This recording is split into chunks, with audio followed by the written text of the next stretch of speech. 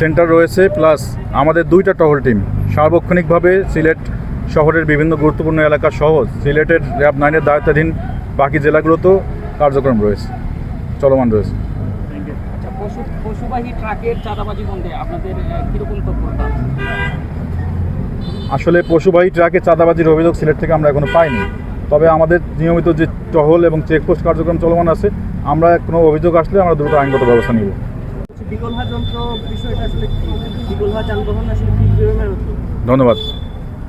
আপনারা জানেন আমরা প্রাইমারি চিকিৎসা সহায়তা দিচ্ছি, সঙ্গে সঙ্গে গুরুতর যদি কেউ অসুস্থ হয় আমরা এখান থেকে আমাদের ভেহিক্যাল সাপোর্টের মাধ্যমে সংশ্লিষ্ট হসপিটালে আমরা প্রেরণ করার ব্যবস্থা করছি। আপনারা দেখতে পাচ্ছেন আমাদের এখানে মেডিকেল টিম অলরেডি রয়েছে এবং ভেহিক্যাল সাপোর্টের কথায় যেটা বলছেন, আপনারা জানেন ঈদ উপলক্ষে গাড়ির চাপ বেড়ে যায় এবং রাস্তাঘাটে যখন একটি গাড়ি বিকল হয়ে যায় তখন যানজটের সৃষ্টি হয়, এতে যাত্রীদের তীব্র ভোগান্তির সৃষ্টি হয়।